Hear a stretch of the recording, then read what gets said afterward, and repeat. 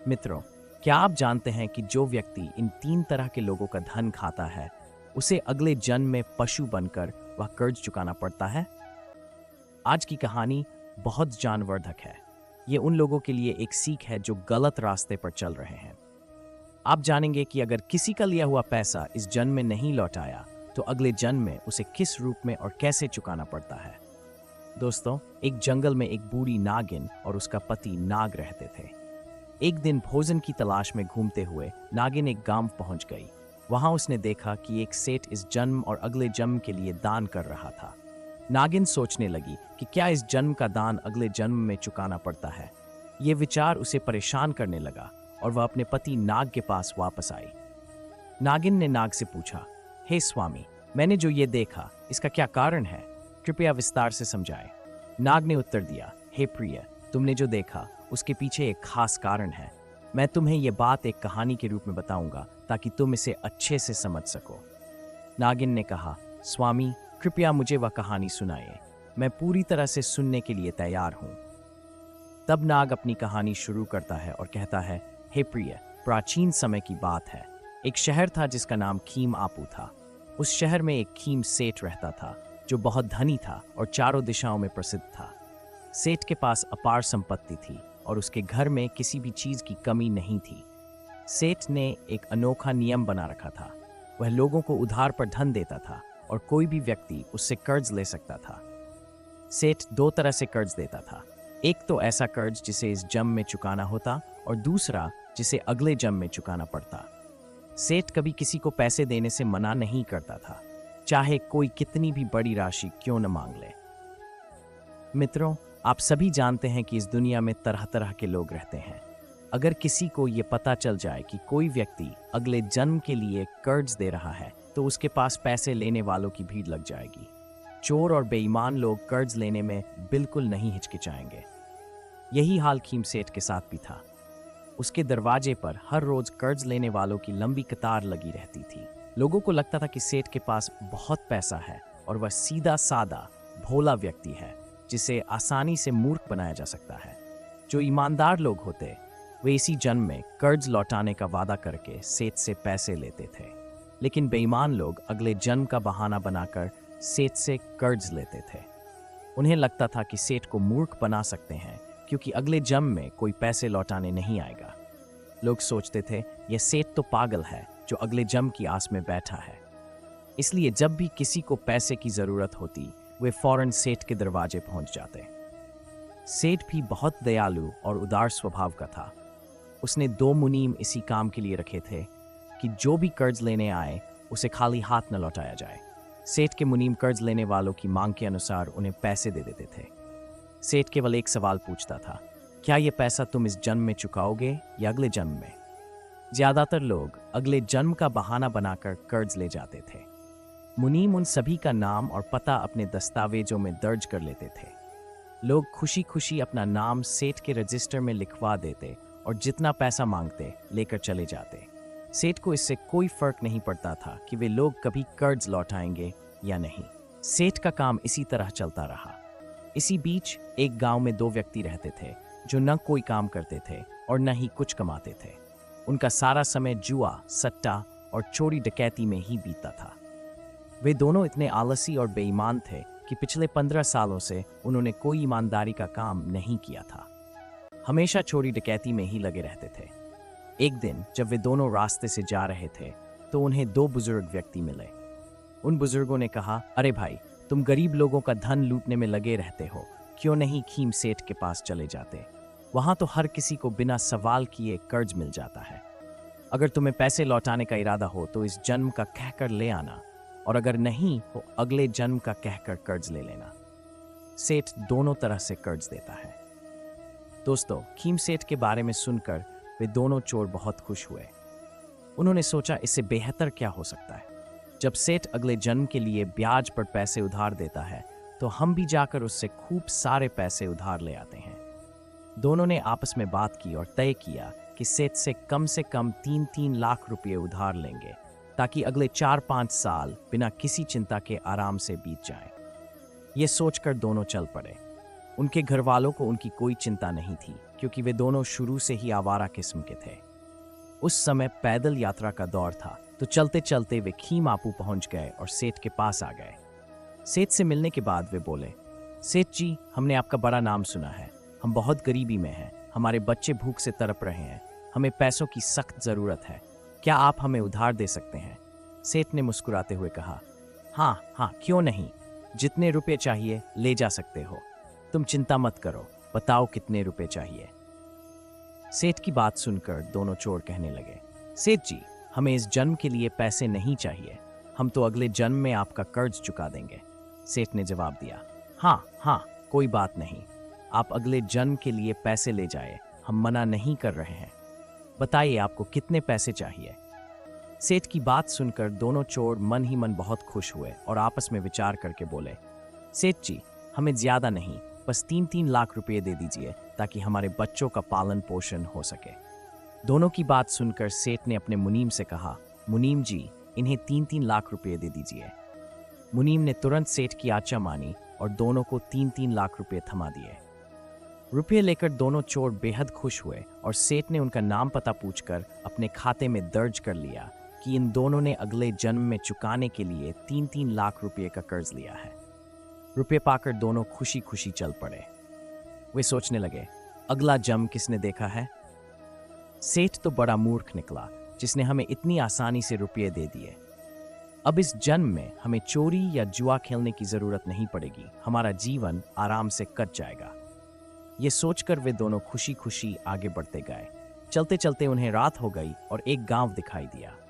उन्होंने सोचा, चलो इसी गांव में रात बिता लेते हैं। लेकिन जब वे गांव में पहुंचे तो किसी ने भी उन्हें रुकने के लिए जगह नहीं दी। दोनों को देखकर लोग समझ गए थे कि ये बदमाश हैं। उन्हें ये डर भी सताने लगा कि उनके पास जो रुपये हैं, कहीं कोई उन्हें लूट न ले।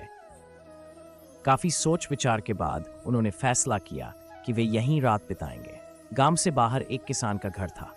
दोनों चोर उस किसान के दरवाजे पर पहुंचे और कहने लगे, भाई, हम सिर्फ आज रात तुम्हारे यहाँ रुकना चाहते हैं, सुबह होते ही हम चले जाएंगे। हम तुम्हारा खाना भी नहीं खाएंगे, बस सोने के लिए एक बिस्तर और चारपाई दे दो। किसान ने कहा, भाई, मेरे पास तो एक ही चारपाई है। ऐसा करो, मेरे तबेले में एक खाट पड़ी है, वहां मेरा एक घोड़ा और एक भैंसा बंधा हुआ है। तुम वहां जाकर आराम से सो जाओ और साथ ही मेरे पशुओं की रखवाली भी करते रहना। फिर दोनों चोर किसान के तबेले में रुकने के लिए चल पड़ते हैं और वहां पहुंचकर खाट पर लेट जाते हैं। किसान अपने घर वापस चला जाता है। हालांकि दोनों चोरों को नींद नहीं आ रही थी, क्योंकि उनके पास काफी पैसे थे और उन्हें डर लग रहा था कि कहीं कोई उनसे पैसे छीन न ले। इसलिए वे दोनों जागते हुए आपस में बातें करने लगे। इसी तरह रात के 12 बज गए। तबेले में एक भैंसा और एक घोड़ा बंधे हुए थे। अचानक भैंसा घोड़े से कहता है, अरे भाई घोड़े, तुम सो रहे हो या जाग रहे हो? मेरी बात ध्यान से सुनो, मेरा और तुम्हारा साथ सिर्फ आज रात तक का है। कल सुबह मैं तुम्हें छोड़कर चला जाऊंगा। घोड़ा चौंक कर बोला, क्या कह रहे हो? तुम हमें छोड़कर चले जाओगे? क्यों जा रहे हो? भैंसा कहता है, देखो भैया, मैंने इस किसान से पहले कर्ज लिया था, लेकिन वह कर्ज चुका नहीं पाया, इसलिए मुझे इस किसान के घर भैंसा बनकर जन्म लेना पड़ा। किसान ने मुझसे एक एक पैसे का हिसाब ब्याज सहित वसूला है। मैंने जितना कर्ज लिया था उसका 1000 गुना चुका दिया है। अब मेरा कर्ज पूरी तरह से खत्म हो चुका है और मैं इस किसान के बंधन से मुक्त हो गया हूँ। कल सुबह मैं आखिरी बार चारा खाऊंगा और उसके बाद मैं ये शरीर छोड़कर चला जाऊंगा। भैंसे की बात सुनकर घोड़ा बोला, तुम्हारी बात सही है भाई, तुम तो अब मुक्त हो गए, लेकिन अगर मैं 2-4 घंटे और रुक जाऊं तो मैं भी किसान के कर्ज से मुक्त हो जाऊंगा। मुझे अभी उसकी सरसों की कोल्हाई करनी है और उसके बाद एक कसाई आएगा। मुझे उसे अपने पिछले जन्म के पैसे देने होंगे, तभी वह मुझे खरीदेगा और किसान को पैसे मिल जाएंगे। जब किसान पैसे ले लेगा तो मैं भी इस कर्ज से मुक्त हो जाऊंगा। मैंने भी पहले इस किसान से कर्ज लिया था और अब मैंने उसका पूरा कर्ज चुका दिया है। किसान ने मुझसे काम करवाकर और मेरी मेहनत से पैसे वसूले हैं। बाकी पैसे कसाई देगा और फिर मैं उसके साथ चला जाऊंगा और अपना जीवन समाप्त कर दूंगा। दोस्तों, जब उन दोनों चोरों ने ये बात सुनी तो वे सोचने लगे कि यह क्या हो रहा है। उन्होंने फैसला किया कि आगे क्या होता है ये देखना चाहिए। सुबह होते ही किसान आया और उसने चारे का खाना दोनों जानवरों को दिया। भैंसा चारा खाकर वहीं गिर पड़ा और उसकी जान निकल गई। भैंसा मरने पर किसान दुखी हुआ और बोला, हाय, मेरा भैंसा मर गया। उधर दोनों चोर आपस में बातें करने लगे। उधर ये तो बिल्कुल वही हुआ जैसा हमने रात सुना था। इसका मतलब कि भैंसे ने किसान से कर्ज लिया था। अब देखना है कि क्या ये घोड़ा भी मरेगा। वे दोनों वहीं रुक गए और देखने लगे। किसान ने घोड़े को कोलू में लगाया और कुछ घंटे तक उससे काम कराया। थोड़ी देर बाद एक कसाई आया और किसान से बोला, क्या तुम अपने घोड़े को बेचना चाहोगे? किसान ने कहा, हाँ, मैं इसे बेच दूंगा। कसाई ने पूछा, तो कितने पैसे लोगे? किसान ने घोड़े की कीमत बताई। कसाई ने वह रकम दी और घोड़े को खरीद कर ले जाने लगा। दोनों चोरों ने देखा, देखो, घोड़े ने कहा था कि एक कसाई आएगा और उसे ले जाएगा, और अब वह कसाई भी आ गया है और किसान ने घोड़े को बेच दिया है। अब दोनों चोर तय करते हैं कि वे कसाई के पीछे चलते हैं ताकि देखें कि घोड़ा मरेगा या नहीं। कसाई घोड़े को लेकर चल देता है। जब वे कुछ दूर तक उसका पीछा करते हैं तो गांव की सीमा पार करते ही घोड़ा अचानक गिर जाता है और उसकी जान निकल जाती है। इस पर दोनों चोरों के पैरों तले जमीन खिसक जाती है। वे एक दूसरे से कहते हैं, देखो, ये बात तो सच साबित हो गई। भैंसे ने किसान से कर्ज लिया था, इसलिए वह किसान के घर का हिस्सा बना और कर्ज चुकाकर मर गया। अब घोड़े ने भी कर्ज लिया था, इसलिए वह भी इसी तरह मरा। इससे ये साबित होता है कि अगर कोई किसी का पैसा खाता है तो उसे घोड़ा या भैंसा बनकर चुकाना पड़ता है। हमने भी सेठ से पैसा उधार लिया है। लगता है कि अगले जन्म में हमें भी सेठ के पास किसी पशु के रूप में जाकर ये पैसा चुकाना पड़ेगा। दोनों ने विचार किया कि अब क्या करना चाहिए। एक ने कहा, चलो वापस चलते हैं और सेठ के पास जाकर पैसे लौटा देते हैं। जब सेठ पूछेगा कि पैसे क्यों लौटाए हैं तो हम कह देंगे कि हमारे पास पैसे की व्यवस्था हो गई है। इस तरह वे दोनों खीम सेठ के पास लौट जाते हैं। जब दोनों चोर सेठ के पास पहुंचे तो सेठ ने पूछा, आप लोग वापस क्यों आए हैं? चोरों ने कहा, सेठ जी, हम जो पैसे थोड़ी देर पहले आपसे लिए थे उन्हें वापस करने आए हैं। हमें कहीं और से पैसे मिल गए हैं, तो कृपया अपने पैसे ले लें और हमारे नाम को बही खाता से काट दीजिए। सेठ ने अपनी बही खाता देखा और कहा, तुमने अगले जम के लिए पैसे उधार लिए हैं। अगर तुम इस जम के लिए लेते तो मैं उन्हें जमा कर लेता, लेकिन अब मैं इन पैसों को नहीं ले सकता। तुम्हें ये पैसे अगले जम में चुकाने होंगे। जब चोरों ने यह सुना तो उन्होंने फिर कहा, सेठ जी, आपको ये पैसे लेने ही पड़ेंगे। लेकिन सेठ ने फिर से मना कर दिया। चोरों ने बहुत मिन्नतें की, लेकिन सेठ ने पैसे लेने से साफ इनकार कर दिया। अब निराश होकर दोनों चोर अपने घर की ओर लौटने लगे। वे सोच रहे थे कि अब हमें उन्हें सेठ का घोड़ा बनना पड़ेगा और सेठ एक एक पैसे का हिसाब डंडे मार कर लेगा। दोनों इस सोच में थे कि उन्होंने सेठ का कर्ज लेकर मुसीबत मोल ले ली है। चलते चलते वे एक जंगल में पहुंचे जहां एक चौराहा था। वहां एक पेड़ के नीचे बैठकर उन्होंने चर्चा की कि सेठ के यहां जम लेने पर उन्हें कितनी यातनाएं झेलनी पड़ेंगी। तभी एक चोर ने कहा, भैया, मेरे पास एक विचार है। हम जो ₹1,00,000 सेठ से लिए हैं उससे यहाँ एक सुंदर तालाब बनवा देते हैं। दूसरा चोर बोला, यह तो अच्छा विचार है, यहाँ दूर दूर तक पानी का कोई साधन नहीं है। इस तरह दोनों ने मिलकर तय किया कि वे सेठ के कर्ज से यहाँ एक बड़ा तालाब बनवाएंगे। उन्होंने पड़ोस के गांव से मजदूर बुलवाए और तालाब की खुदाई शुरू करवा दी।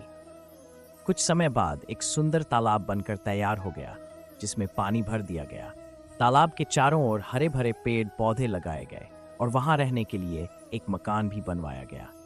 अब वे दोनों उसी तालाब के किनारे बने मकान में रहने लगे। सेठ से लिए गए सारे पैसे उन्होंने तालाब में लगा दिए। कुछ दिनों बाद बारिश आई और तालाब भर गया। धीरे धीरे गंदगी पानी के साथ बैठ गई और तालाब का पानी साफ हो गया। जब आसपास के गांव के लोगों को इस तालाब के बारे में पता चला तो वे अपने पशुओं को पानी पिलाने के लिए लाने लगे। लेकिन उन दोनों चोरों ने तालाब की सुरक्षा के लिए एक लाठी लेकर खड़े हो गए। वे हर आने वाले को भगा देते और कहते, भाई साहब, इस तालाब में पानी पीना मना है, यह हमारे सेठ जी का आदेश है। तालाब के किनारे उन्होंने एक बोर्ड लगा रखा था जिसमें लिखा था कि तालाब का मालिक खीम सेठ है, क्योंकि तालाब उसी के पैसों से बना था। यह खबर आसपास के गांवों में फैल गई कि जंगल में एक सुंदर तालाब है, लेकिन उस पर 2 पहरेदार हैं जो किसी को पानी पीने नहीं देते। गांव वालों ने सोचा कि मिलकर उन चोरों से पूछते हैं कि वे पानी क्यों नहीं पीने दे रहे। कुछ लोग अड़ोस पड़ोस के गांव से आए और बोले, भाई तुमने इतना सुंदर तालाब बनवाया है, फिर पानी क्यों नहीं पीने देते? चोरों ने कहा, भाइयों हम तो खीम सेठ के नौकर हैं। तालाब खीम सेठ ने बनवाया है और उनका आदेश है कि कोई पानी नहीं पी सकता। गांव वालों ने कहा, ये तो गलत है।